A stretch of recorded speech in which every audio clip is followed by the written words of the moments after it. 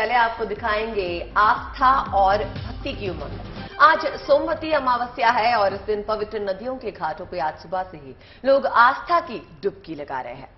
सोमवार को पड़ने वाली अमावस्या को सोमवती अमावस्या कहा जाता है। सनातन धर्म में सोमवती अमावस्या का विशेष महत्व है। इस पवित्र दिन माता पार्वती और भगवान शिव की पूजा का विधान है और इस दिन पीपल के वृक्ष की पूजा की जाती है।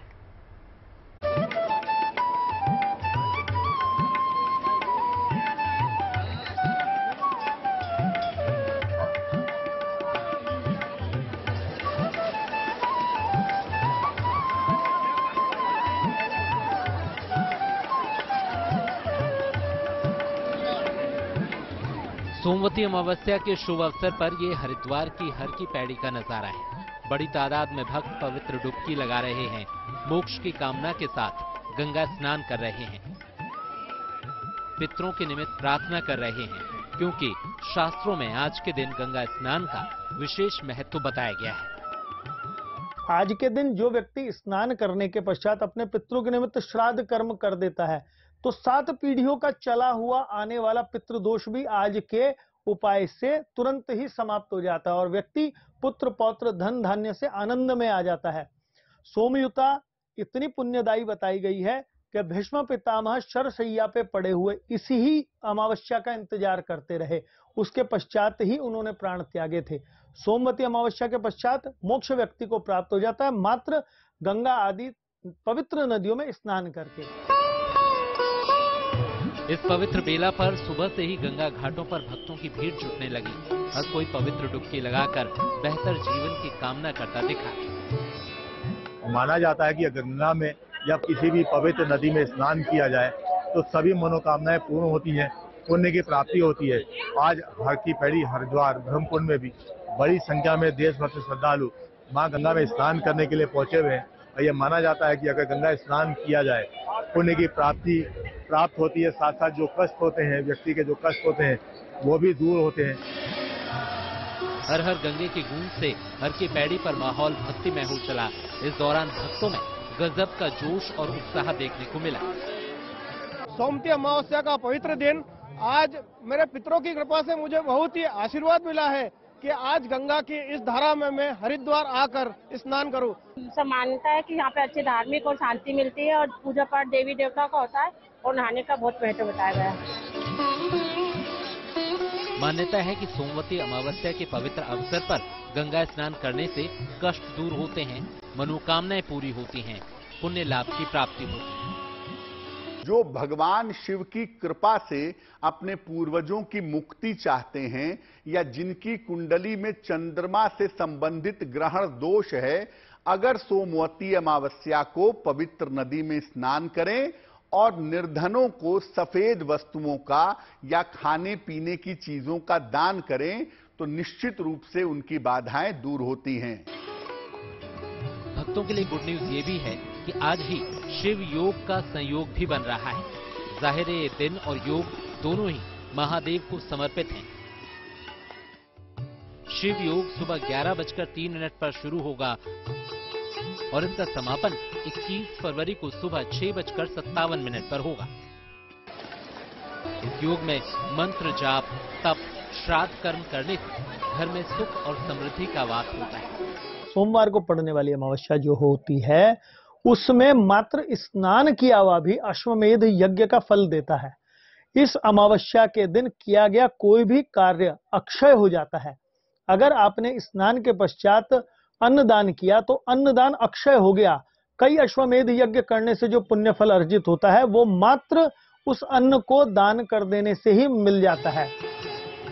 भक्तों की भीड़ को देखते हुए हरिद्वार में सुरक्षा के खास इंतजाम किए गए हैं। मेला क्षेत्र को 5 सुपर जोन, 16 जोन और 39 सेक्टर में बांटकर सुरक्षा कर्मियों की तैनाती की गई है। बहरहाल साल की पहली सोमवती अमावस्या पर भक्तों ने गंगा में पवित्र स्नान किया, पूजा अर्चना की, खुद की और विश्व के कल्याण की कामना की। Mudit Agarwal, Haridwar, good news today. और चलिए रुक कर लेते हैं महाराष्ट्र का। आस्था की अलौकिक तस्वीर महाराष्ट्र से भी सामने आई है। सोमवती अमावस्या के दिन महाराष्ट्र के बारामती में श्रद्धा का उत्सव मनाया जाता है, जिसमें भक्त अपने कुल देवता की शोभा यात्रा निकालते हैं। बिल्कुल, आपको बता दें कि दरअसल जेजुरी गढ़ को महाराष्ट्र के कुल देवता के रूप में पूजा जाता है और सोमवती अमावस्या के दिन कुल देवता की पालकी निकाली जाती है। इस दौरान सब कुछ पीले रंग में रंग जाता है।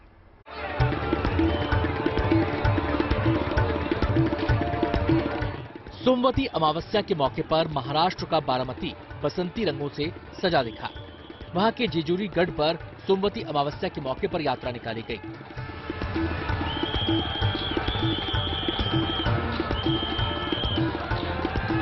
इसमें शामिल श्रद्धालुओं ने पीले रंग से जमकर होली खेली। आलम यह रहा कि वहां गुलाल से रंगे चेहरों के बीच कुछ नजर नहीं आया।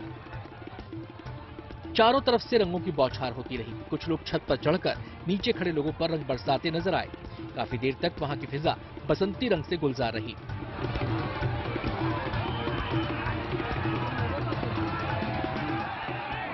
इस दौरान भगवान की पालकी यात्रा में बड़ा जनसैलाब शामिल हुआ।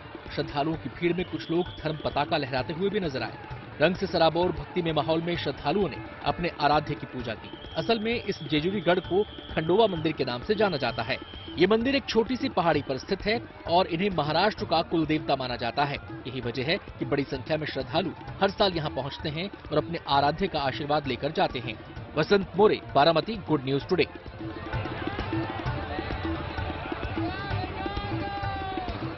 और अब आपको सिलीगुड़ी लिए चलते हैं, जहां पशुपतिनाथ मंदिर का निर्माण किया गया है और मंदिर में पंचमुखी शिवलिंग की स्थापना की गई है। पंचमुखी शिवलिंग को राजस्थान से लाया गया है और पूरे विधि विधान से शिवलिंग को मंदिर में स्थापित किया गया।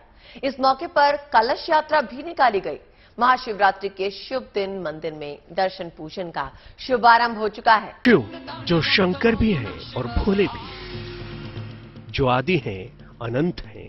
शिव ही वो गर्भ है जिसमें सब कुछ जन्म लेता है और सब कुछ फिर से समा जाता है। यानी सब कुछ शिव से ही आता है और फिर शिव में ही चला जाता है। ये तो भगवान शिव के कई नाम हैं। वो किसी के भोलेनाथ हैं तो किसी के लिए शिव शंकर। शिव के इन्हीं नामों में से एक नाम है पशुपतिनाथ।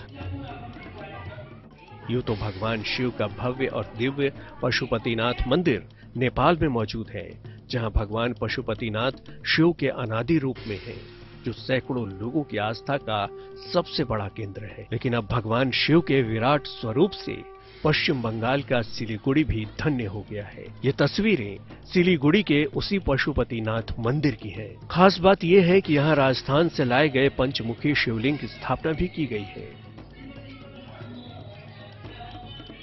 नेपाल के जो मंदिर है और जो मंदिर का देखने में जैसे लगता है उस टाइप का हमारा ये मंदिर है। और राजस्थान का मध्य प्रदेश का जो मंदिर है वो दूसरा टाइप का है।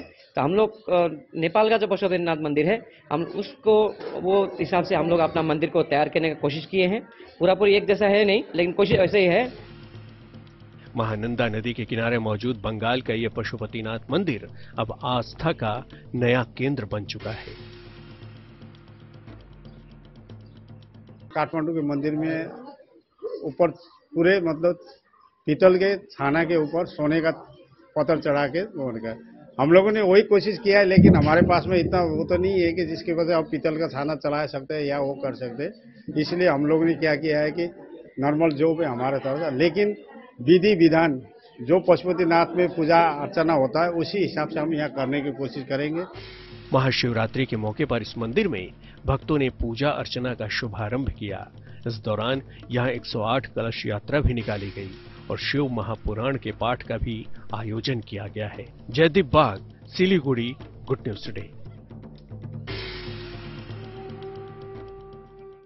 आज सोमवार है और आज भोलेनाथ की आराधना का विशेष महत्व होता है। तो आज हम आपको भोलेनाथ की आराधना से जुड़ी एक अनूठी परंपरा के बारे में बताने जा रहे हैं। ये परंपरा निभाई जाती है उज्जैन के महाकाल मंदिर में।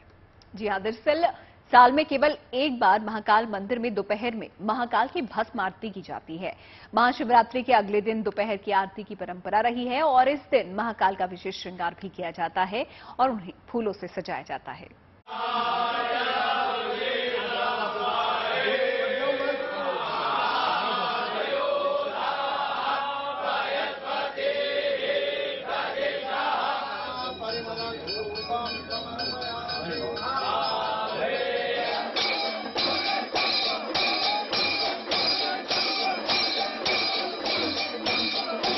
गौर से निहार लीजिए, क्योंकि महादेव का ये भव्य स्वरूप साल में एक बार ही दिखता है। महाकाल मंदिर में भोलेनाथ की ये अद्भुत सेहरा आरती साल में एक बार ही होती है। महाशिवरात्रि के अगले दिन इस परंपरा को निभाया जाता है। इसी के तहत दोपहर में महाकाल का दरबार सजा है, उनकी भस्म आरती की जा रही है।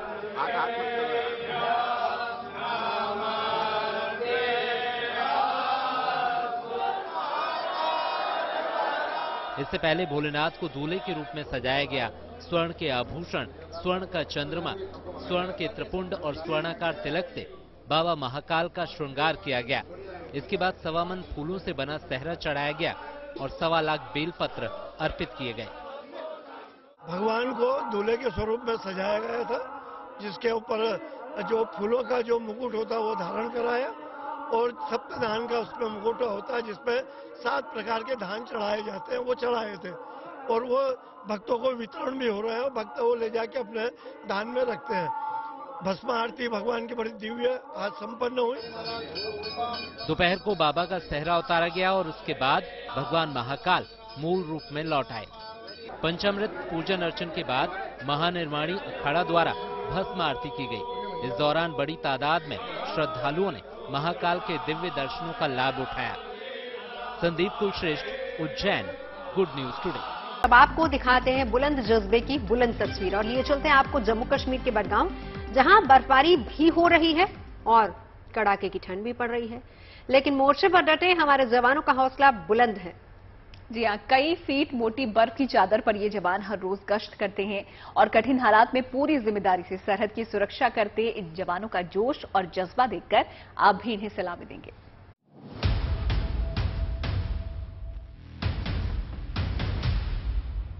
बर्फीली वादी में मुस्तैद हिंद के रणबांकुरे। भीषण बर्फबारी के बीच सरहद की सुरक्षा में तैनात। जम्मू कश्मीर के बडगाम में कई फीट मोटी बर्फ की चादर के ऊपर सीआरपीएफ के जवानों की गश्त इनके जोश और जज्बे की मिसाल है। शून्य से काफी कम का पारा भी इनके चट्टानी हौसले और मजबूत इरादों के सामने घुटने टेक देता है। बेहद सर्द मौसम में हिंदुस्तान के जवान अपना फर्ज निभा रहे हैं। हाथों में राइफल थामे साधे कदमों और चौकन्नी नजरों से बर्फीले रास्तों पर आगे बढ़ते इन जवानों की नजरों से परिंदा भी पर नहीं मार सकता। 24/7 सीआरपीएफ के जवान सरहद पर पेट्रोलिंग करते हैं ताकि सीमा पर से किसी भी किस्म के घुसपैठ को रोका जा सके और किसी भी विषम परिस्थिति से निपटने के लिए खुद को हमेशा तैयार रखा जा सके। सरहद की निगरानी कर रहे इन जवानों के पैर बर्फ में धंस जाते हैं, लेकिन इनका जोश कम नहीं होता है। लगातार आगे बढ़ते हुए सीआरपीएफ के जवान मुस्तैदी से अपनी ड्यूटी को अंजाम देने में जुटे हैं। मौसम कैसा भी हो, परिस्थितियां कैसी भी हो, चाहे शरीर को जला देने वाली गर्मी हो या हाड़ कपाने वाली ठंड, कड़ी ट्रेनिंग से गुजर चुके ये जवान हर मुश्किल मोर्चे पर लड़ने के लिए खुद को तैयार रखते हैं।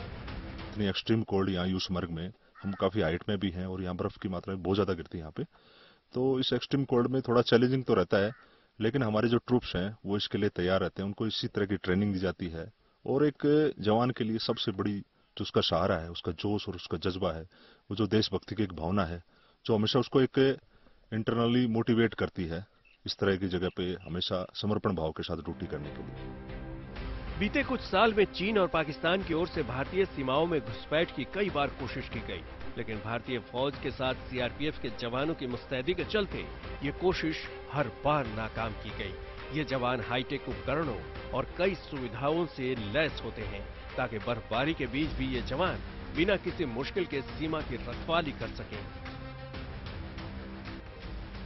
चाहे देश की आंतरिक सुरक्षा हो या सीमा की सुरक्षा, मुश्किल से मुश्किल कठिनाइयों का मुकाबला करने के लिए सीआरपीएफ के जवान हमेशा तैयार रहते हैं।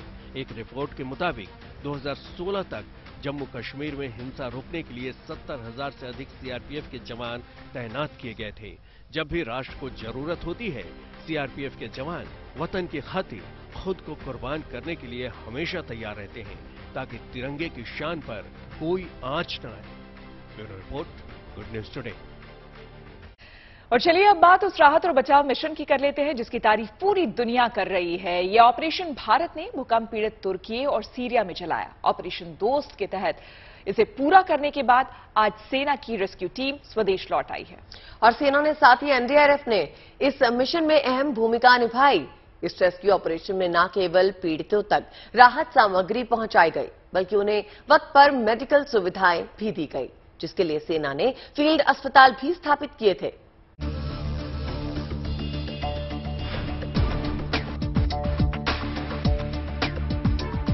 ये शान तिरंगे की है, ये शान हमारे जवानों की है। जवानों के चेहरे पर जो मुस्कुराहट है वो जिंदगी बचाने की है। 13 दिनों तक तुर्की में राहत, बचाव और चिकित्सा कार्यों को अंजाम देने के बाद सेना की रेस्क्यू टीम आज स्वदेश लौट आई है।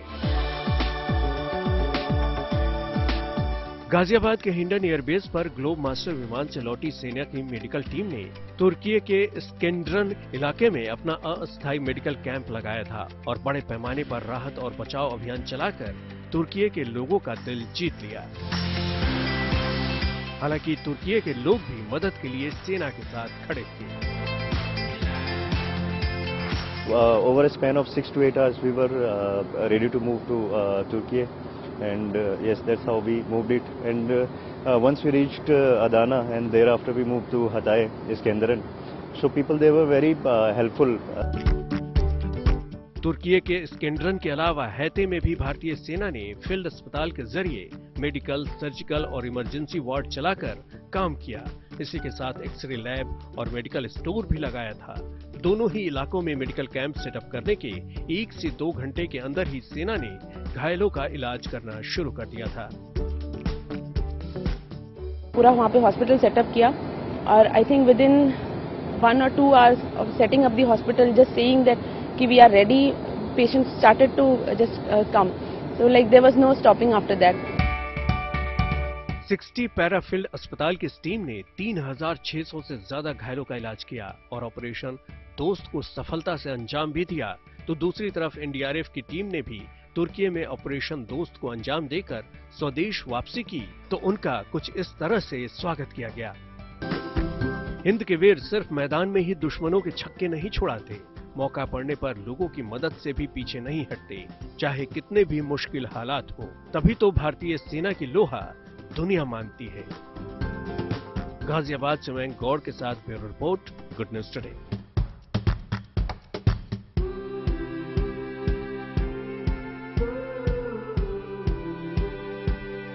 देखिए, शिक्षा के लिए एक युवती के जज्बे की कहानी आपको हम बताने जा रहे हैं। जी हाँ, ये कहानी है बिहार के बांका की, जहां युवती ने मिसाल कायम कर दिया है। इस युवती का नाम रुक्मिणी है।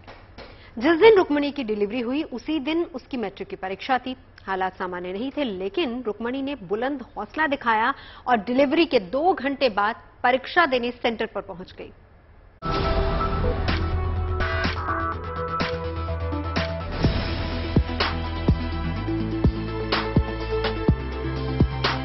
देश भर में बोर्ड की परीक्षाएं चल रही हैं, जिसको लेकर छात्रों में काफी उत्साह दिखाई दे रहा है। बोर्ड की परीक्षा से जुड़ी बिहार के बांका की एक तस्वीर सामने आई है, जिसमें शिक्षा के प्रति एक छात्रा का बेमिसाल लगाव दिखाई दिया। दरअसल यहां 22 साल की एक छात्रा ने बच्चे को जन्म देने के 2 घंटे बाद ही मैट्रिक की परीक्षा दी। अस्पताल से रुक्मिणी एम्बुलेंस के जरिए परीक्षा देने सेंटर पर पहुंची। कटोरिया अम्बेडकर स्कूल से। अम्बेडकर स्कूल से? हाँ। क्या आपको हुआ, बेटा या बेटी है? बेटा। कब हुआ है? आज 6 बजे। 6 बजे? हाँ। आप परीक्षा दे लेंगे अच्छा से? हाँ, दे लेंगे। मैट्रिक की परीक्षा देकर रुक्मिणी ने अपना 1 साल बर्बाद होने से बचा लिया। रुक्मिणी ने परीक्षा देकर दूसरी महिलाओं और छात्रों के लिए मिसाल पेश की है। शिक्षा के लिए रुक्मिणी के इस समर्पण की आज हर कोई तारीफ कर रहा है। Bureau report, good news today. और एक ऐसी ही एक और जज्बे की बानगी हम आपको दिखाने जा रहे हैं। पिछले हफ्ते कुछ ऐसी तस्वीर बिहार के कैमूर से सामने आई थी, जब जाम में फंसी बच्चियां 2 किलोमीटर तक दौड़कर परीक्षा केंद्र पहुंची थी। बोर्ड की परीक्षा दे रही इन बच्चियों को डर था कि अगर ये समय पर नहीं पहुंची तो परीक्षा केंद्र में इनको प्रवेश नहीं मिलेगा और 1 साल का बेशकीमती वक्त बर्बाद हो जाएगा। लिहाजा ये बच्चियां NH 2 पर 2 किलोमीटर की दौड़ लगाकर एग्जामिनेशन सेंटर पहुंची। और अब आपको दिखाते हैं जश्न जिंदगी। जिंदगी का ये जश्न मनाया गया दिल्ली के दिल कनॉट प्लेस में। दरअसल दिल्ली पुलिस की पहल पर फिर से राहगिरी दिवस मनाया गया। आपको बता दें कि राहगिरी दिवस में शिरकत करने के लिए बड़ी संख्या में हर आयु वर्ग के लोग पहुंचे। डांस, मस्ती और सेहत के साथ लोगों को सड़क सुरक्षा के मायने समझाए गए। मकसद यही कि लोग सुरक्षित और सेहतमंद रहें।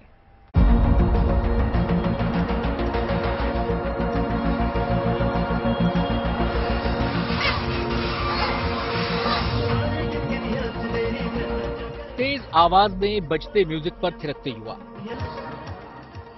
तो कहीं फिटनेस क्लासेस में सेहत के प्रति फिक्रमंद लोग। यहाँ पर आपको उम्र का कोई बंधन देखने को नहीं मिलेगा। क्या बच्चे, क्या बुजुर्ग, हर व्यक्ति उत्साह से लबरेज है। ये नजारा दिल्ली का दिल कहे जाने वाले नॉर्थ प्लेस के इनर सर्कल का है। कोविड के बाद दिल्ली पुलिस ने फिर से राहगिरी दिवस की शुरुआत की।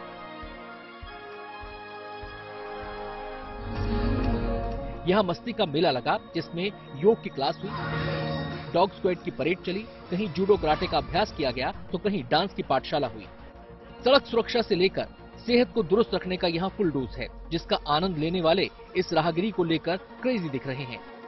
सड़क की दूसरी तरफ बच्चे चित्रकारी कर रहे हैं। काफी सालों बाद लोगों को मस्ती की पाठशाला का हिस्सा बनने का मौका मिला, लिहाजा लोगों की खुशी का ठिकाना नहीं है। मुझे यहाँ आकर बहुत अच्छा लगा। ये अच्छा प्लेटफॉर्म है अपने आप को अवेयर करने के लिए और अपने को फिट रखने के लिए। राहगिरी अपने आप में एक ऐसा मेला है जहां हर वर्ग के लोगों को एक दूसरे से जुड़ने का मौका मिलता है। नौकरी पेशे वाले हों या फिर रिटायर्ड, कोई भी राहगिरी से जुड़कर खुद को फिर से एक्टिव कर सकता है। दिल्ली एनसीआर के रहने वाले लोग जमकर मस्ती करते दिखे, स्वस्थ रहने के लिए योग और एरोबिक्स करते दिखे।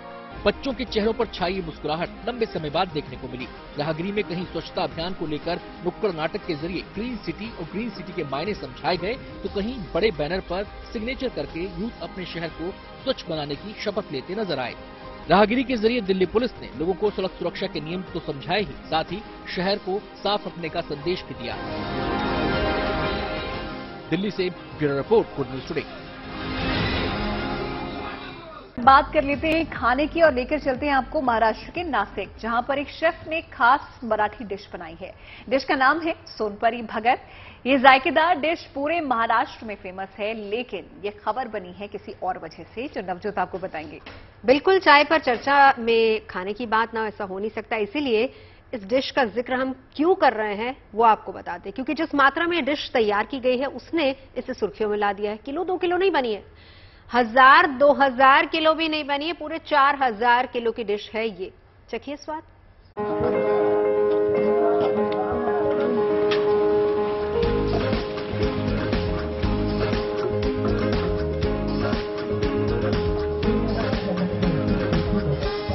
इस विशालकाय कढ़ाई में 50 या 100 किलो नहीं, बल्कि 4000 किलो से ज्यादा स्पेशल मराठी डिश सोनपरी भगर तैयार की जा रही है। भगर बाजरे की किस्म है जिसे महाराष्ट्र के लोग बड़े चाव से खाते हैं।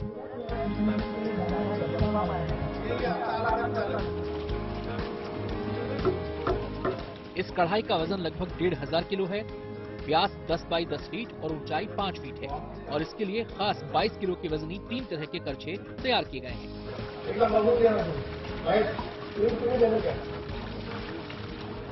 इस पकवान को तैयार करने के लिए 50 से ज्यादा लोगों की टीम जुटी है। कढ़ाई में पानी डालने का काम पुरुषों के जिम्मे है, तो महिलाएं धनिये के पत्तों को काटती नजर आ रही हैं। कढ़ाई में जिन्हें आप करछा चलाते हुए देख रहे हैं, ये है नासिक के मशहूर शेफ विष्णु मनोहर। इस कढ़ाई में पकाई जा रही सोनपरी भगर को तैयार करने का नुस्खा खुद विष्णु मनोहर ने तैयार किया है। डिश का स्वाद नासिक के 15000 से ज्यादा लोगों ने मुफ्त में चखा।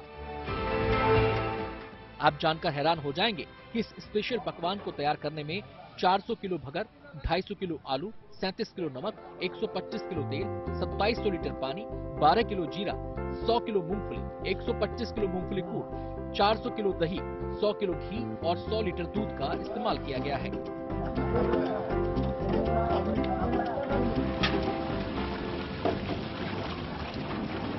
बहुत ज्यादा मात्रा में खाना बनाने को लेकर नासिक के शेफ विष्णु मनोहर का नाम अब तक 15 अलग अलग रिकॉर्ड में दर्ज है। Bureau report, good news today. देखिए, चाय की एक बात जो है वो बहुत ही अच्छी है, वो ये है कि वो हर किसी का साथ देती है, चाहे खुशी हो या गम। क्यों देती? जी हाँ, तो इससे हमें भी कुछ सीख लेना चाहिए। क्यों ना हम भी चाय जैसे हो जाएं, कमिटमेंट पे कायम रहें। और कहते हैं कि असंभव को संभव आपकी सोच करती है, और बिल्कुल चाय की तरह जो कि बिगड़े रिश्तों को भी बना देती है। बिल्कुल, तो चाय पीते पीते जनाब प्यार बांटते चलो। कल मिलेंगे, चाय पियेंगे साथ साथ 4 बजे।